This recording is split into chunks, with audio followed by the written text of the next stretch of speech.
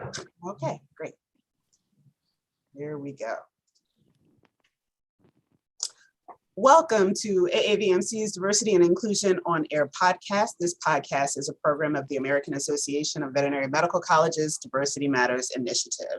The podcast explores various issues related to diversity and inclusion in the veterinary profession and provides the Aavmc an opportunity to offer ongoing diversity programming to our member institutions as well as all veterinary professionals.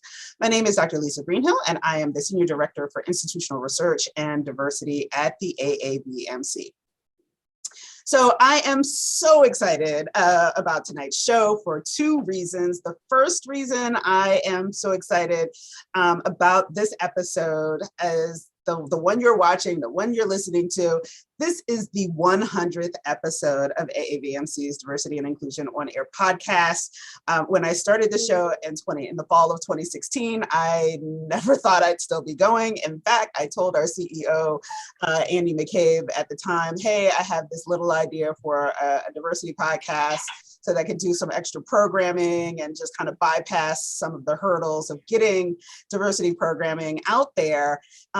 And, you know, we'll see how it goes for a few months. And if it doesn't work, then we'll just pretend I never did this and we'll just let it fade quietly into the night. And so now here we are, 100 episodes, and I've had a wonderful opportunity to talk to so many different people and cover so much content in the last 5 years. And I'm really just proud of the show, and I'm really proud that Aavmc has been so wonderful in helping me expand and grow the show over this time. So I want to thank all of our listeners and viewers for rocking with me and the association for the last 5 years. And we look forward to, can't even believe I'm saying this, 100 more shows. Not sure what kind of commitment I'm making here, but on 100 more shows. So the second reason I'm excited about this episode stems from the fact that I have been trying to do this topic, a show on this topic, Muslims in veterinary medicine, for about a year now. I put out calls for participants and volunteers, and I would hear crickets for months. And so I'm so full of gratitude to my guests that have taken time from their very busy schedules to talk about this particular life and identity intersection.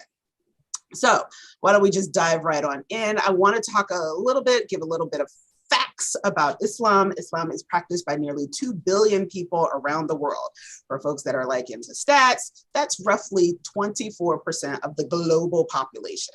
Islam is the second largest religion behind Christianity.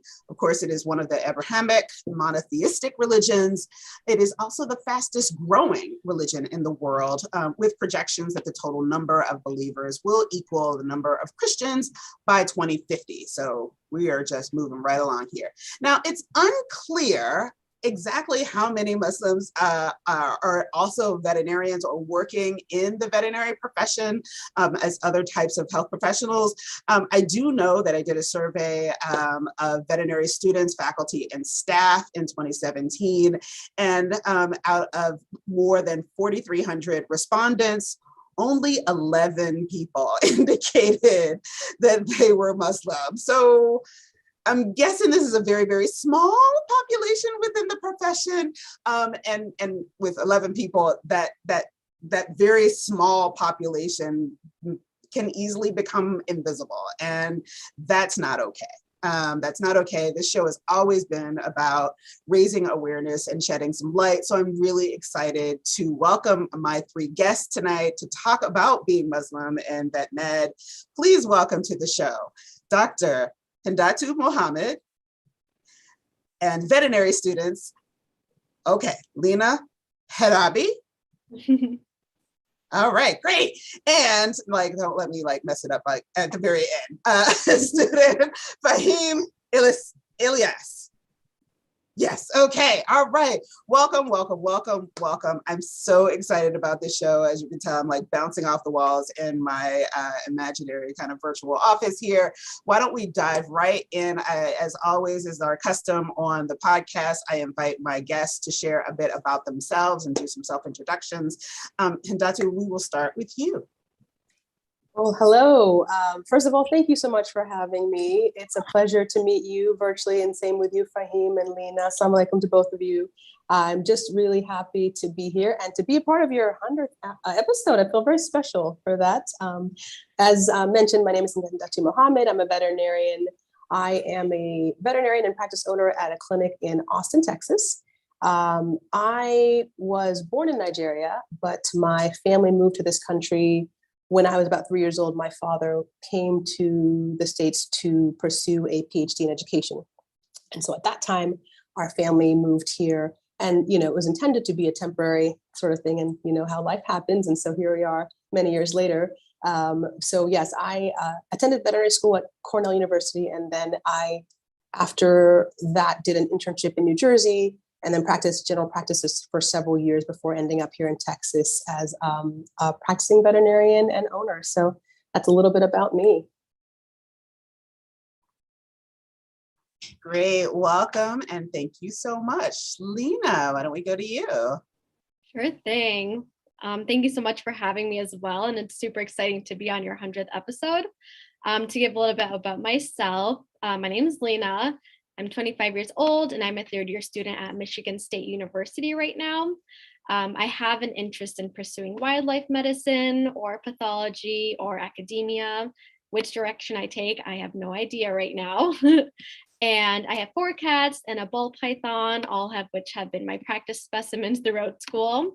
So still have a lot to figure out, still have a long way to go, but so far the experience has been amazing, and I'm happy to be on here with you guys. Wonderful. Welcome, welcome. And certainly last but not least, and I have to say, it was needle in a haystack finding a male to be on the show. So super welcome, Faheem. Tell us a little bit about yourself. Thank you very much. So hi guys, my name is Faheem. Obviously I'm Muslim, that's why I'm here. My family are originally from Pakistan, but I was born and raised here in England. You can probably tell from the accent that I'm not from the States. I'm 23 years old. I went straight from school to university, and I'm now in my 5th and final year of vet science here at the Uni of Liverpool. So I apologize if I look a little tired as well. It's 11 p.m. at night here. Obviously, we've got a bit of a time difference thing going on. But yeah, thank you for having me. Looking forward to it. Oh my goodness. Well, thank you so much for taking time out of your sleep schedule to join us. So let's dive on in. So again, I did this study of the vet schools in 2017. Only 11 people identified as Muslim in that survey. So, it seems that would suggest that, students and professionals who identify as Muslim seem to be a pretty small population in veterinary medicine. And so, does this ring true to your experiences? Hindatu, why don't we start with you? Yeah, I was reflecting on that before this talk, and I realized that, I don't think I've ever worked with another Muslim veterinarian ever in my, and I graduated in 2007, so I've been practicing for now almost 15 years, and yeah, it definitely rings true. Very infrequent times have I seen other veterinary Muslims that are, sort of tech assistant, receptionist sort of support staff. But in terms of actual veterinarians, I've never. Now, at the academia level, you certainly will see researchers that are veterinarians, but I think it is accurate, and certainly have lots of theories as to why that's true. But that's definitely been my experience, throughout my career. Yeah. Faheem, so how about in England? Has that been your experience as well? Yeah, definitely. So I think when I joined the Uni of Liverpool, I was the only Muslim guy in all 5 years, unsurprisingly. So that's about 800 students, I think. There was one Muslim girl in my year, and I think that was it. I think it was just the 2 of us out of the whole cohort. And then now being a 5th year looking down, I know of 1, maybe 2 tops other Muslims in the younger years. I know people from vet schools across England, and it's very much the same story around there. Sort of 1 or 2 here and there out of all sort of 5-year groups, and then yeah, that's about it. Wow. Lena? Michigan, there's a larger population there. right? Not, There's a critical. oh, okay. Yeah, I think I know about maybe one or two other people, not in my year throughout all of the veterinary field, and that's indirectly. So I don't know anybody directly. So I think that number is pretty accurate from what you got from your research. Wow. So yeah, let's dive in. And Hindatu, what are some of your theories on, why are there so few Muslims pursuing the profession and in the profession? Well, I think at least, and so I should say I am a general practitioner. I do small animals. And so I work with dogs and cats. And so in my world, I am dealing exclusively with pets. And, if you look at Muslims as a population, and I'm happy you mentioned that, we are everywhere. We are everywhere. And if you look at the global Muslim population, a large portion of them are in countries and areas where pet ownership is not in and of itself as popular, as commonplace, right? And so that's, I think, one part of it is that you're dealing with a people coming from places that historically haven't had a large focus on animals as companions, as pets. Certainly animals as production use and for things for working animals. But so I think part of it is that, and I think the other part of it is too. At least for me, I don't know, Faheem and Lena, how you guys grew up, but in my family, I grew up learning that, dogs, for example, were haram in Islam. Like the dogs were not allowed to they were not supported in religion. And I think as I've gotten older, I've learned more. That's a little bit more of a nuanced position, but there is this belief and sort of thought that certain animals are not necessarily allowed in the religion. And I don't think that's true. And I think that there's lots of different, hadith that you can read that will support one or other. But I think what is true for sure in the profession and the religion is that it's a religion that supports and encourages the humane treatment of all animals, right? And so I think that focusing on that as a Muslim veterinarian and really realizing that, you can do this profession and still be true to your faith and to your religion and to your beliefs is really important. But I think that combination of where a lot of Muslims are coming from, and also just some of the beliefs within the religion, I think contribute to that for sure. Sure. I think even when I go back to Nigeria to talk to my, my family, they're always like, "Oh, you're a veterinarian. Come, let take a look at this chicken." I'm like, "Oh, no, I don't know anything about chickens." And, they're like, "Oh, okay, how about this goat?" I'm like, "No, also no, can't help you with that." So there is this feeling that like, for my family, at least, I think my family think that I am a useless veterinarian because they're like, "You can't actually help us with anything we want help with," so that is definitely a challenge. Lena or Faheem, you want to jump in? What are some theories, and how did your families react to the news that you wanted to be a veterinarian? Yes, this is really interesting, and I kind of wish there was a simple answer to it. To be honest, firstly, my family were very, very supportive of the idea. I wouldn't be where I am now without them, basically. But I think a large part of the reason is that is this mindset found within the communities. You get a lot of Muslim doctors, you get a lot of Muslim dentists. There's people in these clinical fields, but like we've said, there's very, very few vets. And I think one of the comments that sort of gets thrown out there quite often is like, why not become a real doctor? Or like I've had like Muslims say to me, like, don't you think you're wasting your time like treating animals when you could be helping like people instead? And I say it's interesting because there's no actual Islamic basis for that.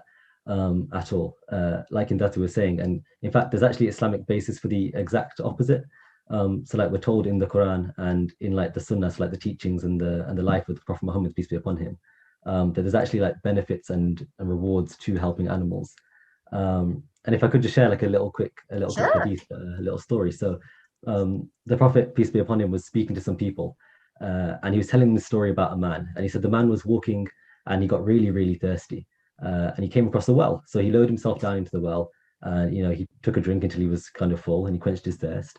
And then as he's coming back out of the well, he saw a dog and the dog was panting and licking at the ground. And the man sort of said to himself, "Oh, this dog is suffering with thirst, just like I was." So he goes back down into the well and he doesn't have a container with him, doesn't have a bucket or anything. So he takes his shoe off and he fills his shoe with water and he comes out of the well and he gives the dog this shoe full of water. And he lets the dog like have his fill. So he lets the dog quench his thirst as well. And so the Prophet, peace be upon him, said that God actually thanked this man and forgave his sins. And the people that the Prophet ﷺ was telling his story to, they said to him, they said, "Oh Prophet of Allah, like peace be upon you, is there a reward for us serving the animals?" And the Prophet ﷺ, peace be upon him, replied to them, and he said, "Yes, there is a reward for serving any living being." And so that's why I say it's actually interesting. Like Islamically, it's actually beneficial to have a job as a vet, right? Which obviously for us guys is a really amazing thing. But I think there's still some of those misconceptions within the community. Oh, that thank you for sharing that story. It's just beautiful, and it is that kind of that just basic respect for life, right? And yeah, Lena, anything to add? Yeah, so I guess first of all, my family and friends have been very supportive as well, and definitely wouldn't have gotten here without them. And I guess kind of a mix of what both Hindatu and Faheem was saying is that I think it's a mix of cultural pressure to pursue careers related to human medicine and development, while there's a lack of understanding of, the veterinary field and its broad disciplines that it has. I often hear it being reduced to, oh, you're just treating dogs and cats. But I also think that there's a lack of understanding of, the depth of medical knowledge that's applied in the veterinary curriculum. So it's easy for many to underappreciate, the skills required for such a field, where in reality, veterinarians are required to have a thorough understanding of, anatomy, physiology, pathophysiology of diseases and treatment and so much more. So I think it's that this field is very reduced to, that simple statement of dogs and cats, is that all you do? It's not real medicine. So I think it's, that cultural misunderstanding and, pressures. Yeah, okay, thank you. It also, it's interesting because these are reasons that we hear lots of, underrepresented or marginalized groups don't pursue the profession. And I think that, a lot of times all of these underrepresented groups get kind of painted with the same brush. And part of it has to do with, intersectionality, which we're going to talk about in a couple of minutes. But this idea of, well, this group doesn't have pets, so that's also why they don't go, they don't get exposure to the veterinary profession. And oftentimes I have to remind people, I'm like, yeah, so having a pet is not always predictive of getting veterinary care, right? It's not always predictive. And I always like my soapbox example is, gee, I've been to meetings where all we talked about was why cat owners don't bring their cats to the vet, right? And so if we think that nobody else is owning cats, well then, again, drilling all the way down to the lowest common denominator, that means that there's a lot of white people with cats who are not also getting that care, right? Because the rest of us apparently don't have cats, right? And it's that kind of, to use Lena's description, where we kind of boil down really kind of nuanced, complex issues into this, well, this is why this doesn't happen. And it's never as simple as that, right? So what do you, and Lena, I'll go back to you, what could the profession do better to make the profession more accessible, more attractive to Muslim students? I think just kind of going off what I said is that, well, first of all, there's a wide range of clubs at schools for minority groups, whether it's Muslims or, anyone underrepresented. These groups create opportunities for their members, whether it's somewhere to meet other people like them or to create that common ground for discussion and understanding. But another thing that these clubs do, such as, diversity clubs, is bring in people to speak about job opportunities for them or how they can excel in jobs in the future. So I think that this veterinary profession can take advantage of those clubs, reaching out to them and having somebody, whether they're part of that minority group or not, speak to those students. And going back to my first point about many Muslims not pursuing this field is because of those misrepresentations of, what this field is about.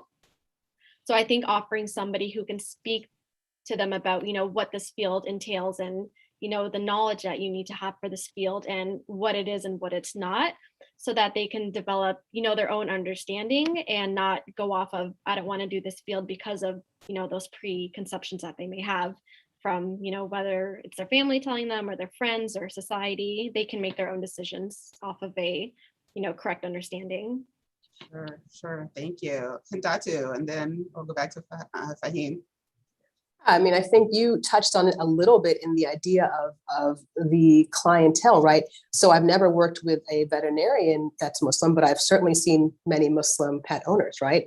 They exist, right? And so I think even the acknowledgement of that and so programs like this, for example, that tried to highlight this population, really let us know that we are not serving this population of Muslim pet owners well if we assume that there are no Muslim veterinarians, or if we don't, take active steps as a profession to acknowledge this religion, which is, as you mentioned, the second largest in the world, fastest growing. This is the population that is coming to us, for services, and we owe them that ability to see them and to also to acknowledge, their cultures and their traditions. And so, I mean, I think it can be so simple. I mean, I think even within the veterinary field, even something as simple as acknowledgement of like Muslim holidays on a calendar. These are very, very small things you can do to say, hey, we see you. This is Eid Mubarak to our Muslim pet community owners out there. Anything like that, I think that just lets people know that we are seen. Because I think part of what is so challenging about being a Muslim veterinarian is not so much, for me personally, the anti-Islamic sentiment. Is rather the complete erasure. It's the sort of the being not seen at all, having people say to you Merry Christmas as if like everyone celebrates Christmas, having there being no acknowledgement of anything besides this sort of Christian faith, or any besides this very, very limited, I think, cultural background. So I think a very, very important first step is, of course, acknowledge, and then to amplify voices, and then of course reach out to people and just say, hey, we know that you're out there and we support you and we see you. Yeah, thank you so much for that, especially holidays and those types of things. I remember it was a few years ago, I believe, that Ramadan fell at a time that coincided with most academic calendars finals week. And that was kind of crazy, like in the sense of, people were like, oh yeah, well, they're going to be free. You got to just take your exams. And it was like, well, can you offer exams in the evening? Is it really okay to expect folks to fast? And, if they have an exam at 4:00 and it's May and it's not going to get dark until 8, like, does that create a disadvantage? If I'm hungry, yes, it does create a disadvantage, right? That is distinct and systemic, rather than like, I am, participating in my faith tradition, something that is very, very important to me. And this system, again, it's not even that it's anti, it's just, it doesn't exist. Right. Yeah, and I think the analogy I always tell people is, could you ever imagine having exams fall on Easter Sunday or on Christmas Day? You never would, right? And so just that basic like assumption that, well, we honor these holidays and these traditions, but we don't even think about these other ones, Yeah. Faheem. Yeah, so I think like the guy said, sort of breaking down the misconception and things by having conversations like this one is obviously very, very important. I think the other big reason that sort of generally within the profession here in the UK, anyway, obviously I can't really speak for America, but I think majority of the profession comes from like city backgrounds and probably grown up on a farm, or they were riding horses as a child and now they're thinking, oh, okay, I'll become a vet. And I think that plays a part in sort of the lower number of Muslims, right? Because I think most Muslims here are living in cities. They're not really living in the countryside. They're not riding horses on the weekends and that sort of thing. And so I think something the profession can do is sort of tap into those cities, those lower socioeconomic areas, and then just kind of showing young Muslims that there are people out there that are doing it, that are like them as well, that they're not the only ones, and not make it like a weird thing to see a Muslim vet, like not make it such like a, oh my gosh, there's a Muslim vet there, because it shouldn't really be like that, right? But yeah, I think from the profession's point of view, I think definitely looking at like I said, more inner city kids, low socioeconomic backgrounds, And I think if you get more of those sorts of students, then you'll naturally get more Muslims as well coming through. Great point. So, sorry, another no, thought go ahead, I just please, had please. actually is just, in terms of outreach, pairing even with connecting with local mosques, masjids in the area to try to say, hey, we would like to come and talk to your youth group about veterinary medicine. We'd like to talk about the profession, and really to, Lena brought this point up earlier, but not just highlighting the general practice work that a lot of people do, but also highlighting the research, the laboratory focus, the specialty work, the many different ways. There's veterinarians, of course, that do industry. There's veterinarians that do corporate veterinary work. There's so many ways in which we serve the population, and so perhaps pairing or reaching out to local mosques to sort of talk with their population about what they do would be another way to do outreach. Great suggestion. I mean, and it's something that, again, there is this erasure piece, because this is something, I mean, going to other houses of worship is, of course, something that we think about doing. But there's, this, it's almost like it's a blind spot, right? Oh, why wouldn't we go to the mosque to ask? Like, that's, again, we're talking like, these are not hard things to do, right? I always tell people all the time, if you're really committed to diversity, it's not that hard. It's really not that hard. The people are there if you are intentional about finding them, right? So one of the things I also want to talk about, and I mentioned it, alluded to it earlier, is this idea of intersectionality and Muslim identity, right? And so like every other religion, Muslims can be any race, any gender, any ethnicity.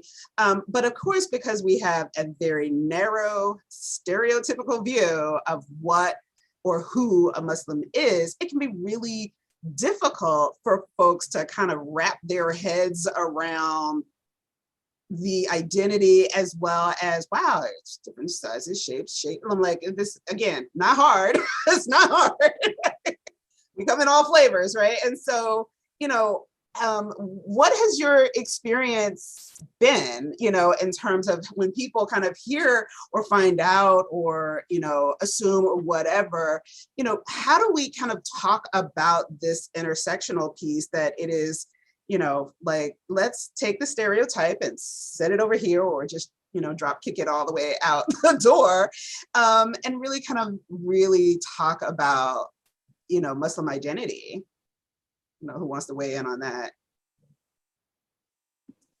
I'll go on that one. I think in my experience, I honestly, now that I think back about it, I haven't had too much problems kind of discussing intersectionality. But I think that also comes with, I'm from Michigan, and there's, I'm in an area near Detroit where there's a large population here. So people are used to kind of seeing that, various races, colors, ethnicities that are part of, this religion.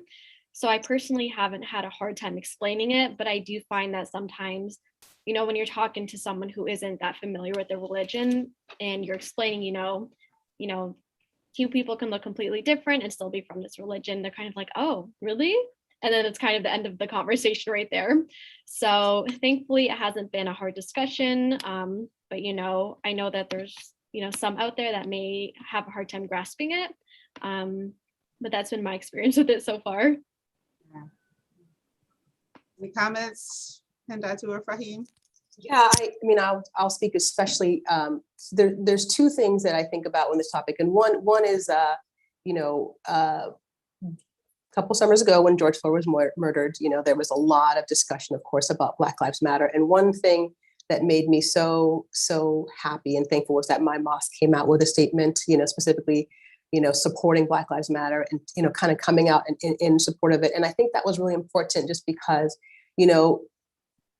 there are Muslims from all over the world that look all sorts of different ways. And I think, even within the religion, like any religion, we have our own issues, right? With how we all get along, right? Yep. With some differences amongst our people. But I think having that support, feeling that myself as a Black woman was seen and supported by my fellow Muslim brothers and sisters around this issue was so important. And I think, this piece is important, especially because people do have this very, really stereotypical view Muslims. Because I don't cover my hair, a lot of people are surprised to learn that I'm a Muslim, even though I have the last name Mohammed, which is like, you cannot get a more Muslim name than Mohammed. It's not possible, right? And so, I mean, I think in this country in particular, we have this very, very narrow and, unfortunately, lately negative, right, view of Islam and of Muslims. And so I think it's really important for those of us who are Muslim to be really vocal and advocating for not only our religion, but also just how we don't have to all be the same. No one expects Christians to be the same. No one expects Jews to be the same. No one expects Hindus or Buddhists to be the same. And so we should also be owed that same grace. And I think, the other sort of experience that for me made that really apparent was I lived in New York City during the 9/11 attack.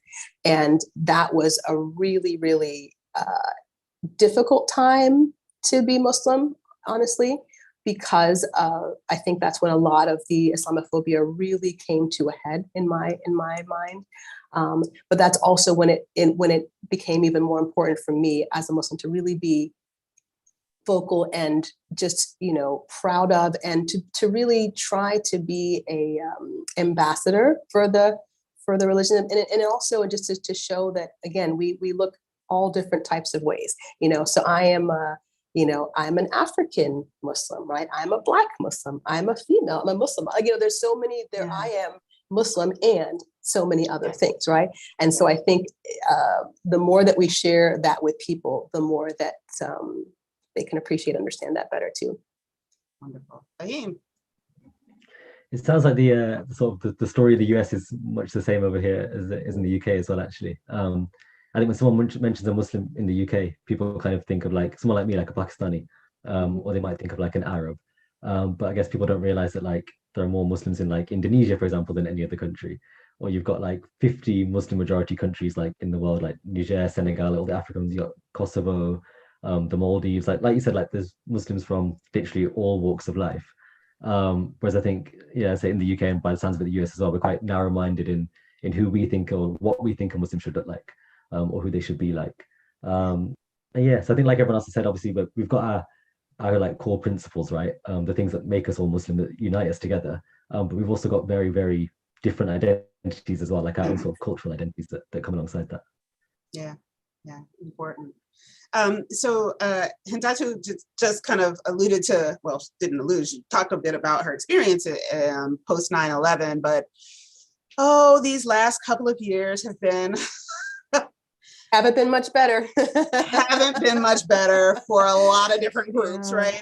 And so, I know here, I live in the Washington, D.C. area, and you can imagine that's been fun. And certainly I have heard, certainly in the last 5 years, spikes of anti-Islamic rhetoric that I probably hadn't heard as loudly. It was always there, but I hadn't heard it as loudly as I had like shortly after 9/11. These last 5 years, certainly that rhetoric has sadly increased. But I guess I'm kind of curious about your experiences within the profession, certainly as students, Faheem and Lena. I'm hoping, oh my goodness, please, like have good experiences. No pressure, but because I want you to live in your truth.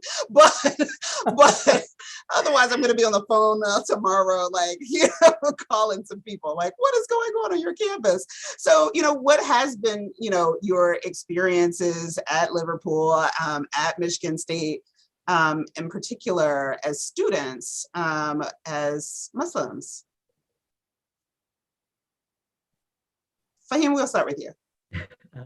So I've got to say, I've been very lucky, to be honest with you. You'll be glad to hear. Sort of within the university, within the veterinary profession, I haven't had any anti-Islamic rhetoric or anything like that. I've kind of had the whole like, farmers that have decided the 2 syllables in my name are too difficult for them to learn, and they kind of just make noise at me, or so they put the double in there and then kind of change the rest of the name, and it's good enough. And in first year, I mean, it's never happened again.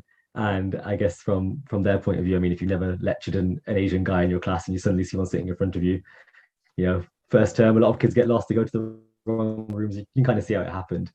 But in terms of anything like truly Islamophobic, I've not had anything. Not to say it doesn't happen. I'm sure there are probably students out there with differing experiences. And I think, if I'm being 100% honest, probably being a guy has helped. I'm sure that a lot of like the Muslim sisters, especially those that probably wear hijab and are going on farms and things like that to rural areas that haven't been exposed to as many Muslims. I think I've heard they've had different experiences. But like I said, me personally, sort of, alhamdulillah, thank God, I've been okay. And so again, here we are with the intersectional piece and gender, and folks will say things to women that they won't say to men because of the perceived consequences of saying said thing to men. So, Lena, what's your experience been like? Let's put MSU on blast. Thankfully, only good things to say about MSU. I haven't had any bad experiences myself, right, up until this point. And I think that one of the things that the colleges does that I do really appreciate is that they have a lot of the diversity, equity, and inclusion talks and discussions so that, people are able to voice their concerns, opinions, or even just a platform to be able to have those, discussions about, okay, we're not the same, but let's find common ground, or to have that platform to kind of educate people about, what their experiences are like and that goes for any minority, any, demographic group or socioeconomic background. So I think that's one of the things that has been done really well at MSU. And I know I'm a woman, but I haven't, felt that, I haven't had any anti-Islamic rhetoric towards myself yet. So, we'll see how the future goes when it comes to, working in rural areas or in practice. Good. So, Hindatu, did you want to weigh in? Yeah, I haven't, thankfully, I'm really happy to hear that, by the way, for both of you about your schools. And I had the same experience in school. I would say since, graduating, I did, I had a client once ask the receptionist, they were like, "Oh, Dr. Mohammed, I just want to make sure she's a Christian." And she was like, and the receptionist, of course, was like, "Well, so none of your business also, but that's not, if that's a requirement for you, you can absolutely go somewhere else." And so I think it's super important, when encountering maybe not necessarily outright Islamophobia, but, microaggressions, which we all do. It's really important to have supportive people around you, right, that are going to, so, that person was like, absolutely, this is not up for discussion. Like, you are coming here to have her expertise as a doctor, and that's all that matters. That's all that should matter to you. And if if that's something that's important to you, then you should seek care elsewhere, I think, the other thing, and we talked about it earlier, it's less the actual aggressions. It's more just the like, you don't exist, it's more the like the complete erasure that I think is hard. And the good news about, I think, and especially for me, I'm living in Texas, and it's a very Christian area, right? It's a very, so I think that it becomes a good teaching opportunity, a good teachable moment when people say to me like, "Merry Christmas." And I say, "Well, actually, I don't celebrate Christmas," and they are sort of surprised. Amazing that people are still surprised to hear this, but, and it becomes a good opportunity to discuss, what that, why, and hope that the next time, instead of assuming that, we can say to someone, "Happy holidays," or "Happy New Year," or, "Happy Merry Christmas," if you celebrate, like just trying to help them leave with that understanding that not everybody has the same beliefs and values that they have, is important. Yeah. Great, thank you. So I do want to talk a bit more about education for a couple of minutes. And I know Michigan State actually was one of the first schools that created a space for reflection and prayer for the vet school college community.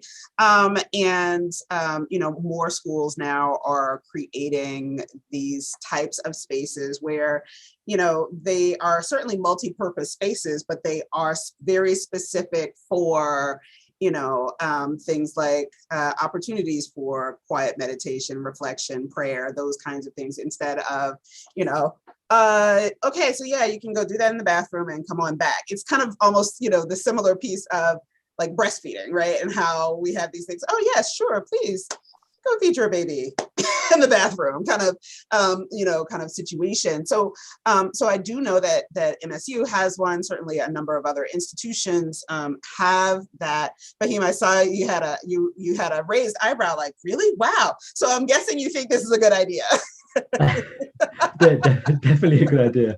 That's actually, yeah, amazing, mashallah. I think a lot of Muslims can relate to that issue of like trying to find like a quiet corner of like the library or something, or just like a patch of grass outside and kind of like a portable prayer mat and that sort of thing, trying to find a space to pray in. So yeah, 100% a good idea. I think a prayer removes some of that stress, right, and that worry over practicing your religion. It just makes it that much easier, and that much more of like a nice environment for sort of all Muslims in it. Yeah. So we'll be sending this to Dean Lund from North Carolina State, is about to take over, if he hasn't already, the deanship at Liverpool. So, we'll make sure he's have a nice little word. Hint, hint, yes. One of your first slide this one into his email box. Exactly. No, that certainly didn't exist when I was at Cornell, but what a way to be seen. What a way to make yourself feel seen and supported. Yeah, that's incredible. Way to go, Michigan State. Yeah. So Lena, did you have any comments? Yeah, I'm gonna have to go check those rooms out. I think I've been inside too long since COVID hit. Oh yes. But yeah, I think they're creating those spaces are like a great idea because they offer, not just an area for like Muslim students, but various student populations, Christians who pray, anyone who just needs to, get away, sit in the quiet, just wind down, do their thing after a long and hectic day, which there's a lot of those days when you're in vet school or any grad school. So I think that a non-disruptive, peaceful spot is very much needed, no matter the purpose. Yeah, I hadn't even thought about the fact that for some students, they may have never seen this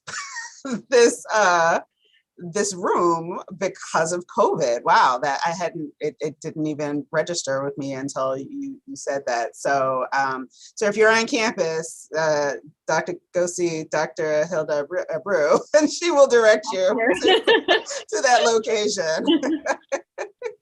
So what kinds of other things, can we do? And certainly there was a question from the chat that I'm gonna also pose to you all, but, what kinds of other things can colleges and the profession writ large do to make veterinary medicine more hospitable and certainly more accessible to Muslims everywhere? Covered a number of things. I'm going to lead with the prayer rooms, because I think that's a really good idea that should be implemented in lots of places. I think it's little things, to be honest with you. Like beard covers was one for me, for example. They didn't have any beard covers, so I wanted to go into. I'm quite interested in surgery and things like that. I wanted to go into theatre, and never having to sort of layer masks over my beard as well to kind of cover it. So yeah, little things like that. I think having like long sleeve clothing. This is something that Liverpool's done recently. They've written sort of long sleeve clothing into like the workwear policy for students, so that any like Muslim students, Muslim women that didn't want to show their arms, they're sort of now they don't need to go against any regulations to do that. It's written in there for them to cover their arms. So yeah, I think little things like that, and a lot of them just by having a conversation with, say, the few Muslims that are on campus or are part of the uni, and they'll often sort of pick up on these things. It doesn't take much for the uni to make those little changes. But yeah, I think the little things that just make everybody more comfortable. I think flexibility around, just again, we talked about the holidays earlier. It's challenging because, again, our two sort of most important holidays aren't always on the same day, right? They're going to change year by year. And so it's going to be hard, like unlike Christmas, which you always know, December 25th, Eid for us is going to be different every year. And so I think allowing flexibility of whenever this holiday occurs for you, you can have time off to celebrate it, just something as simple as that, which requires a bit of an accommodation on the part of the employer or even the school, but just shows again that, we support you, we see you, and we want to help you feel welcome here. Yeah, absolutely. I mean, I see, when folks are building out their academic calendars, it doesn't necessarily mean that everybody, but acknowledging that this is something that's happening during this time. Maybe that's not the best exam week. Maybe, you know. And it won't always be possible for everyone, but even acknowledging Right. that for you, this particular student, you know, everyone else might take their exam that week, but you may not be able to, and that's okay, you know? Yeah, and that's okay. Yeah, making it okay, right? Lena, did you want to weigh in? I kind of touched on it before, Yeah. but those in DEI talks, the diversity, equity, and inclusion talks, I think that discussions can go a long way because you realize, a lot of people may not be familiar with, your personal life, or you may not be familiar with theirs. So I think having that platform to kind of talk it out and say, oh, hey, like you do that too, or you feel that way too. So I think that's, not something that's hard to implement, whether it's required or something that's extracurricular, is I think a great way for, all students of all backgrounds to kind of, connect and, get to know each other a little bit more. I think a lot, discussions can go a long way. Great, thank you. I'd like to put a plug in for too, providing opportunities for education for, other veterinary students and not requiring people like Faheem or Lena to do the educating, right? Not having them do the lifting of, do the work of educating their peers, unless they would like to. But, if we're going to invite people to help us learn more about this religion, let it please be someone who's not already here. Let it please be someone whose job it is to come and teach other people, Yes. guest speakers and what have you. Yes, that is such an incredibly important point that, we have to be really careful not to burden people to, do what they're there to do and all of this other stuff, right? It's okay to go do your own work. I promise you, Google has good resources, as a place to start, right? As a place to start, but also for institutions. I'm a firm believer in this, that if you want folks to do this work, this is work that requires also compensation, right? Like, it's also compensation. It's one thing if you want to do it, and that's fine, but it should be compensated work because it is important. It is head and heart work, as I tell people, and head and heart work is as demanding as physical labor. It's just different. Right, it's just different, but the toll that it takes on one is very similar to a pretty intense physical exertion. So there was a chat on the live stream. Shout out to Ontario Veterinary College. Thank you so much for the question. The question is, are there any issues related to the DVM curriculum, such as maybe swine handling or being alone with clients of opposite gender, that require accommodation for Muslim students and professionals? So did you or do you need accommodations? So I don't mind addressing the sort of the swine handling one, just because it's literally the most common question that I get asked from Muslims and non-Muslims. My responses have just become the same every time now. It seems to do the trick. I can operate on a pig as long as I don't take a bite out of it halfway through. And as ridiculous as it sounds, that's the truth. There's nowhere in the Quran, there's nothing that teaches us as Muslims to do anything wrong to pigs, to harm them in any way. They're still one of God's creatures. Like I said, we just can't eat them. That's a great answer. It's a fantastic answer. I think going off of his point also, when it comes to treating swine or anything that you may get questioned about, I think that as a professional, this is it's a job, it's a your duty, your responsibility to do that. And I think when you say it that way, it's I'm not doing this for fun, I'm not going against my beliefs, this is my job. And we have an oath to serve, we have an oath to protect, and by not treating a certain patient, we're kind of disobeying that oath. We're kind of disrespecting that patient and what we went to school for, what we're learning about, what we chose to be our career. I love that you tied it to the veterinary oath, and this is something I know in my work that I'm really trying to get people to do more. That this is it is a profession. You're educated in it, but there's this. When you take an oath, there's a larger, deeper commitment, at least when I think of an oath, right? And so yeah, this idea that you are there to serve, and that, you know, I think that one of the things that you both alluded to is that there are these kind of stereotypes, preconceived conceptions, and all of these things that we get hung up on. But at the end of the day, the oath is not inconsistent with your faith practice. It's, I mean, if it was that inconsistent with your faith practice, I don't think you would be on the show or in vet school or practicing, right? I mean, like, you know, you make it work.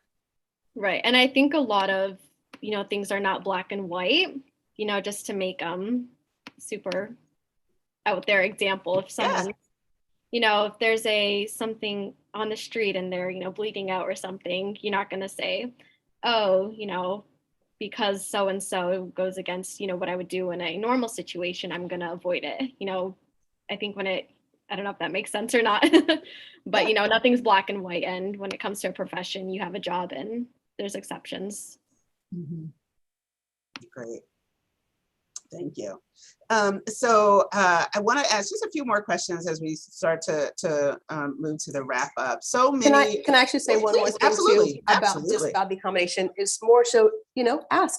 You can always ask, because there will be some students that may want a particular accommodation. So I think, again, just going, I can kind of say this all day long, but to acknowledge people and to let them know that you are seeing them. You know, you can ask, is there any particular, you know, accommodation that we could do for you to support your faith here in this institution? I think that's just an easy way to do it. Absolutely. And, you know, I think that also in asking, it's really important for folks to understand the ask is not is not anti-Islamic. It's not racist. It's not sexist. Like, it's, if it is a good faith inquiry in order to create a more inclusive atmosphere for learning, practice, working, whatever, that's a good thing. Ask the question. How can we support you? Very few people will be offended by that. Yeah. Great. So affinity groups, a number of affinity groups, certainly in the last couple of years have emerged. Do you think that, you know, eventually there might be, if there's not already, because I searched high and low, but I don't know if the 11 of you have gotten together to create an affinity group. Well, Faheem and Lena are going to start a club after this meeting, so we are. I'm kidding. But do you see, you know, an opportunity maybe at some point for an affinity group for Muslim veterinary professionals? I think the opportunity is there. It's, if a club or something, affinity group wants to be started, it can. I think the problem is kind of what we're talking about, that very small population. Mm-hmm. So I think with, you know, outreach and education, like what we're doing right now, this talk, and, you know, if and when more kind of Muslims join the field, then there will be an affinity group eventually, hopefully. So I think with continued programs, there hopefully will be something in the future. Great. All right. Any other comments on the affinity group? Yeah, I think we're a ways from that, but it would be wonderful. It'd be a wonderful goal. Faheem? Yeah, we had this idea at Liverpool, and basically we then realized that there was like 3 of us, and we're like, oh, not really much of a group, is it, at that point? But yeah, like the other two said, I think some point in the future, why not? So it's always, you know, the opportunity will sort of always be there. It's only going to get bigger, hopefully. And I guess it's nice to have a group where people will have shared experiences and kind of come together and support each other. Yeah. Great. And I will say, with the advent now of Zoom, you know, it's much more possible, right? You may only have 2, you know, in Liverpool, but you would have to combine that with the 2 in Texas and the 1 in Iowa, you know. Suddenly you have a quorum. Right. Wonderful. So I've just got 2 more questions, and this is, I'm really looking for kind of your advice to future students and colleagues, or existing students and colleagues. What are 1 or 2 things you would like young Muslim students who may be interested in veterinary medicine to know? I guess I can go off of, speaking to a population that kind of what we're talking about before, that isn't pursuing this field because of, whether it's cultural beliefs or family, community, society, that this is just treating dogs and cats. So going off of that, I think that the one piece of advice I would offer is to get to know the field, understand the vast amount of work that you can do in this area and the holistic impact that you can make on not just animals, but humans, the environment. You can work as a general practitioner, you can specialize as a cardiologist, you can go into dentistry, ophthalmology. There's so many different fields. You can find yourself in public health, environmental health. So when you do the research, when you really understand the field, it becomes more than helping dogs and cats. It becomes, helping their human counterpart, helping the environment, helping, public health, if you choose that field, depending on the area of interest. So in summary, understand the positive impact of the veterinary field and don't just let it be reduced to that statement. Create your own narrative and understanding, and don't go off of, what others have to tell you or degrade you for your choices. Powerful. One or two things? I think that's it. If it's the job for you, then go for it, I think is the advice. Don't let anybody else stop you. Don't shy away from it because you don't see people like you, say, oh, there's no one like me doing it, so I'm not going to do it, because then it becomes the same for the next generation, right? They're not going to see anybody like them doing it. And I think it breaks down those misconceptions. Like I said today, like it's a good Islamic thing to do. So if anybody is trying to sort of tell you otherwise, then educate them, kind of show them that actually just helping animals, putting to one side the fact that you're also helping people at the same time, even if we kind of ignore that fact, just helping animals themselves is a good Islamic thing to do. So I think for young Muslims out there, for anyone that's telling you that that's not the case, or that it's the wrong thing to do, then hit them with the facts. Hit them with the facts. And that's it. Yeah, nothing really to add. It's a noble profession. It is a profession that is very much aligned with your faith and, and beliefs, and also one that is just really important for the world. And I know that, veterinarians probably ourselves need to do a better job of talking up how important we are for the world. Yeah. We do so much to help everyone. And I think that, there's no more noble profession. Well, okay, teachers maybe, but yeah, I'll give it to the teachers and the doctors, the medical doctors, but we're very important. And so yeah, just really, really supporting. I think Lena touched on this really well, just the diversity within our profession and just the importance of this work, Wonderful. Wonderful. So, and then my last question is, what are the one or two things that you'd like other members of the veterinary profession and community to know about Muslim veterinarians and veterinary professionals? We're just like you. We really are. We really are just like you. We, I guarantee we have a lot of the same beliefs, truthfully, as you do. But we are, we are here because we love animals, and/or we love and want to support and advocate for animals. We are here because we are committed students. We are here because we are hardworking individuals. We are here because, we are just like you. We are just like you. We just happen to, say different things when we pray. We happen to eat different things. We happen to, but we're really not that different. And so I'd like for them to know that we're all part of the same veterinary team. I think what I would have to say, and kind of what Hindatu said earlier, is that the question is never wrong to ask. If you see someone that's Muslim, go up and ask a question, and don't create those, your own beliefs and your own, image, rather than going off what the media says instantly. I have learned a lot personally about asking other people about what they believe or their cultural differences, and I've been able to correct misconceptions that I've had that I didn't even know I have, just by asking those questions. So I think that's one of the most important things to do. Yeah. Faheem? I think exactly what Hindatu and Lena have said. We're normal people. We might not drink alcohol. We might, be fasting every now and then, or we might pop out of the room in our lunch breaks to go and pray. But sort of other than that, we're just like the rest of the veterinary professionals. I think what Lena said about asking questions, again, I just echo that sentiment. Sort of in school, I feel like I used to get loads of questions. And then at uni now, people almost seem like scared to ask, like they're worried about causing a or something. But I think, like we've all said, if it's a legitimate question, it's sort of the right time and place to ask it as well. And you're asking it in sort of a polite and appropriate manner.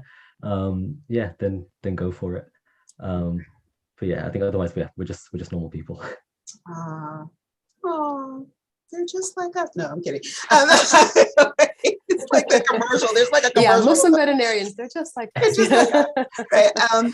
Well, I just really want to thank each of you for taking your time tonight, especially you, Faheem. It is very, very, very late in the UK and Liverpool. So I am very grateful that you have were able to join us. And I mean, to Hindatu, to Faheem, Lena, thank you so much. I am deeply honored that you've participated in this show and this episode. And yes, it is the 100th episode. So this will be one of my favorite shows, and certainly in my top 3. And I just can't express enough gratitude that I am, for you, because I really have been trying to put together this show for a very long time.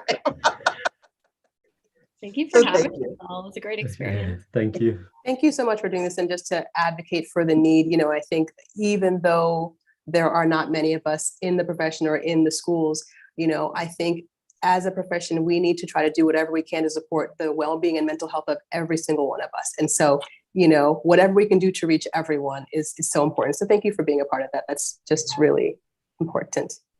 Thank you. Thank you. Well, this has been another episode, the 100th episode of Aavmc's Diversity and Inclusion on Air. Yay! To my guests, Lena, Faheem, and Hindatu, thank you again so much for joining me. To our viewers and listeners, be sure to subscribe to the show on your favorite podcast app and share it with another veterinary professional. Be sure to also like our Facebook page, Aavmc's Diversity and Inclusion on Air. And we will see you next time. Thank you again.